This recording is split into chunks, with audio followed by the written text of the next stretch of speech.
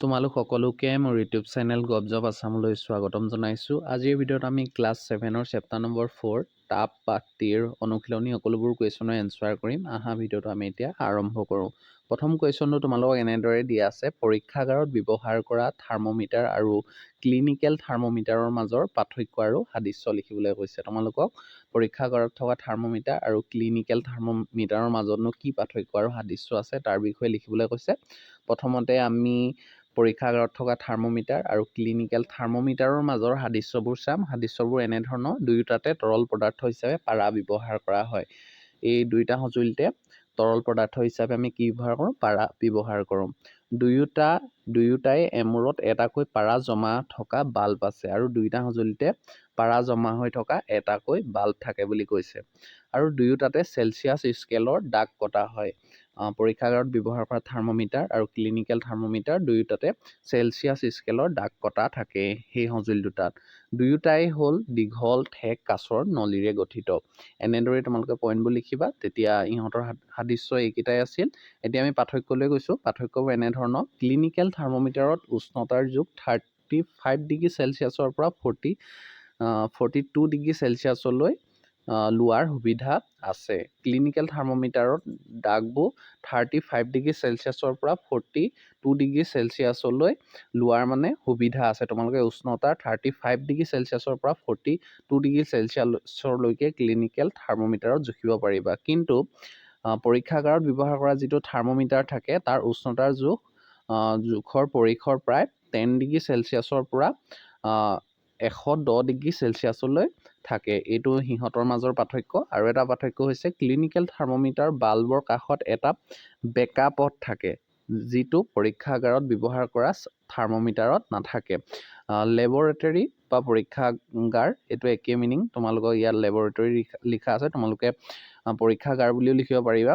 এতিয়া 2 নম্বৰ পাৰ্থক্যটো এইটো বুজাইছে যে ক্লিনিকেল থাৰ্মোমিটাৰত যিটো বাল্ব থাকে সেই বাল্বটো কাষটো এটা বেঁকা পথ থাকে, কিন্তু পৰীক্ষাগাৰত যিটো থাৰ্মোমিটাৰ ব্যৱহাৰ হয় তাৰ কোনো বেঁকা পথ নাথাকে, সি প্ৰায় পোন হয়। এতিয়া 2 নম্বৰ কুৱেশ্যনটোলৈ গৈছোঁ। তাপ পৰিবাহী আৰু অপৰিবাহী পদাৰ্থৰ দুটাকৈ নাম লিখিবলৈ কৈছে। তোমালোকে জানা তাপ পৰিবাহী পদাৰ্থ যেনে লুতাম আৰু তাপ অপৰিবাহী পদাৰ্থ কাঠ আৰু প্লাষ্টিক। এতিয়া তোমালোকক খালী ঠাই পূৰ কৰিবলৈ দিছে। এনেদৰে কুৱেশ্যনবোৰ দিয়া আছে। তোমালোকক মই উত্তৰবোৰ ডাইৰেক্টলি কৈ গৈছোঁ। কোনো বস্তুৰ তাপ ইয়াৰ দেশৰ দ্বাৰা নিৰ্ণয় কৰা হয়। তোমালোকে জানা যে উষ্ণতাৰ দ্বাৰা কোনো বস্তুৰ তাপ নিৰ্ণয় কৰা হয়।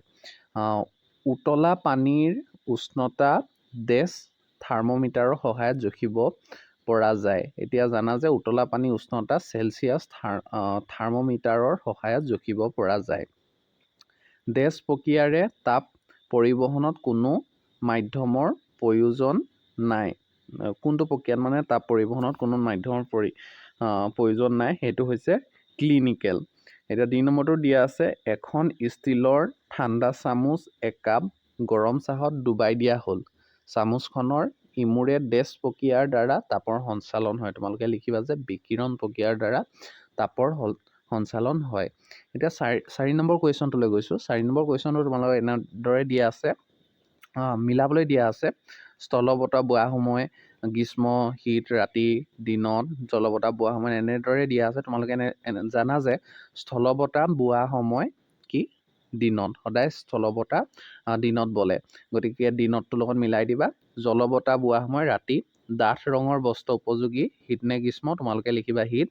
আৰু পাতল ৰঙৰ বস্ত্ৰ উপযোগী কোনটো দিনত হয়? গ্ৰীষ্ম দিনত। তোমালোকে জানা, এনেদৰে মিলাই দিবা, তেতিয়া শুদ্ধ হ'ব।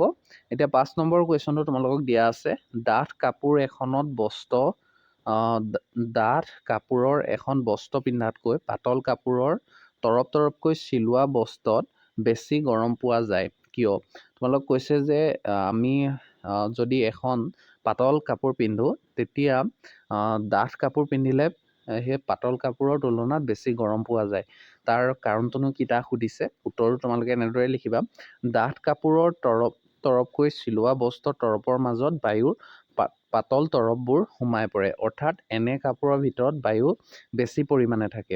বায়ু তাপৰ কুপৰিবাহী আৰু বায়ুৰ মাজেদি শৰীৰৰ উত্তাপ বাহিৰলৈ ওলাই যাব নোৱাৰে, ফলত শৰীৰ উত্তাপিত হৈ থাকে। তোমালোকে জানা আমি যদি ডাঠ কাপোৰৰ তৰপ থকা কাপোৰ পিন্ধো তেনেহ'লে যিখিনি আমাৰ কাষৰ বায়ু, সেই বায়ুবোৰ আমাৰ ডাঠ কাপোৰৰ তৰপবোৰৰ যিবোৰ ছিদ্ৰ থাকে মানে ফুটা থাকে সেইবোৰত সোমাই যায় বায়ুবোৰ। আৰু আমাৰ শৰীৰে যিবোৰ উষ্ণতা গৰম উঠিলে আমাৰ শৰীৰটোৱে যিখিনি উষ্ণতা নিৰ্গত কৰে সেই উষ্ণতাবোৰ সেই বায়ুৰ পৰা পাৰ হৈ আহিব নোৱাৰে বাহিৰলৈ আমাৰ চাৰিওকাষলৈ। গতিকে পাৰ হৈ আহিব নোৱাৰাৰ ফলত আমাৰ শৰীৰটো উত্তপ্ত কৰি তোলে আৰু সেই ডাঠ কাপোৰ পিন্ধিলে আমি সেইবাবে বেছি মানে গৰম অনুভৱ কৰোঁ।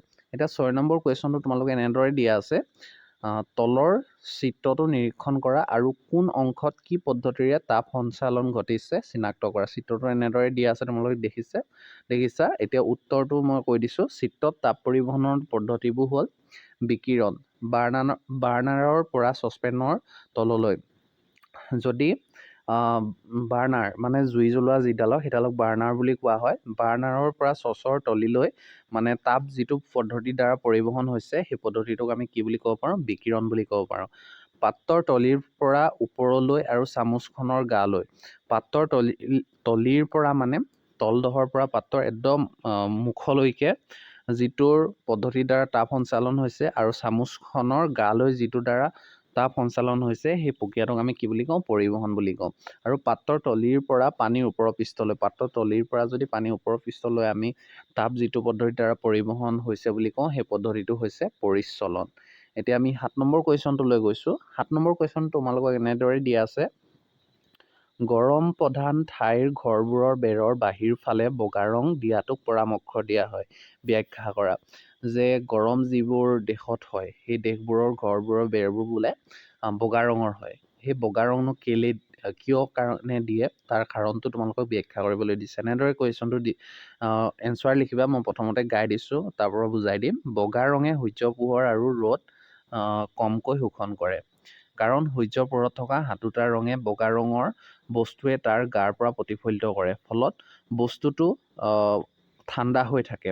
গৰম প্ৰধান দেশৰ ঘৰবোৰৰ বেৰৰ বাহিৰ ফালে বগা ৰং দিলে সূৰ্যৰ পৰা বেৰত আপতিত তাপ কমকৈ শোষিত হয় বা বেৰখন ঠাণ্ডা থাকে। গতিকে ঘৰৰ ভিতৰলৈ তাপ সঞ্চালনৰ পৰিমাণ কম হয় বাবে ৰুমৰ ভিতৰত গৰম কম হয়। সেয়েহে গ্ৰীষ্ম প্ৰধান ঠাইৰ ঘৰবিলাকত বেৰৰ বাহিৰ ফালে বগা ৰং দিয়াৰ পৰামৰ্শ আগবঢ়োৱা হয়। তোমালোকে উত্তৰটো যদি ভালকৈ পঢ়া তেতিয়া বুজি পাবা, কিন্তু মই বুজাই দিছোঁ।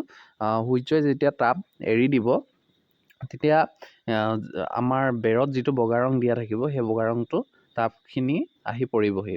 আৰু বগা ৰঙৰ তাপ শোষণ কৰা ক্ষমতাটো একেবাৰে কম। গতিকে তাপ সিহঁতে শোষণ কৰি নলয়, তাপখিনি প্ৰতিফলিত কৰি পঠিয়াই দিয়ে। গতিকে সেই বেৰখনত তাপ শোষণ হ'ব নোৱাৰে, গতিকে ভিতৰলৈ তাপখিনি সোমাই যাব নোৱাৰে। গতিকে সেই ভিতৰখিনি গৰম কৰিব নোৱাৰে, গতিকে ঠাণ্ডা হৈ থাকে। গতিকে সেইকাৰণে বগা ৰংটো যিহেতু তাপ শোষণ কৰাৰ ক্ষমতা কম আৰু প্ৰতিফলিত মানে তাপখিনি বিপৰীত দিশলৈ ঠেলি দিয়া ক্ষমতা বেছি, প্ৰতিফলিত কৰাৰ ক্ষমতা বেছি। গতিকে সেই বগা ৰংটো বেৰবোৰত ব্যৱহাৰ কৰা হয়, যাতে শীতবোৰ মানে শোষিত কৰি ভিতৰলৈ পাৰ নকৰাৰ বাবে বগা ৰংটো বেৰত ৰং হিচাপে ব্যৱহাৰ কৰা হয়। তোমালোকে উত্তৰটো ভালদৰে পঢ়িবা, বুজি পাবা।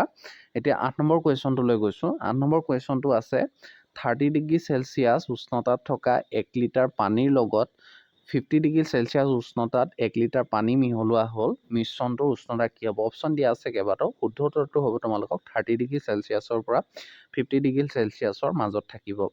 এতিয়া 9 নম্বৰ কুৱেশ্যনটোলৈ গৈছোঁ। 9 নম্বৰ কুৱেশ্যনটো এনেদৰে দিয়া আছে, 40 ডিগ্ৰী চেলচিয়াছ উষ্ণতাত থকা লুৰৰ বল 40 ডিগ্ৰী চেলচিয়াছ উষ্ণতাৰ মগৰ পানীত ডুবাই দিয়া হ'ল। তাপৰ সঞ্চালনৰ ক্ষেত্ৰত তলৰ শুদ্ধটো উত্তৰ লিখিবলৈ কৈছোঁ তোমালোকক। যদি আমি 40 ডিগ্ৰী উষ্ণতাত এটা লুৰৰ বল লওঁ আৰু 40 ডিগ্ৰী উষ্ণতাত থকা পানীত যদি ডুবাই দিওঁ, কাৰণ দুয়োটা বস্তুৱে তাপ সমান, গতিকে সমান যদি তাপ হয়, যদি দুয়োটা বস্তুৱে শক্তি সমান হয়, ইটোৰ পৰা ইটোলৈ কেতিয়াও শক্তি যাব নোৱাৰে যেতিয়া সমান শক্তি হ'ব। গতিকে আমি ইয়াৰ অপশ্যনটো চাম যে কি অপশ্যন আছে। গতিকে আমি জানো যে শুদ্ধ উত্তৰটো হ'ব দুয়োটাৰে কোনোফালে মানে উষ্ণতা মানে সঞ্চাৰণ নহয়, সমান থাকিব।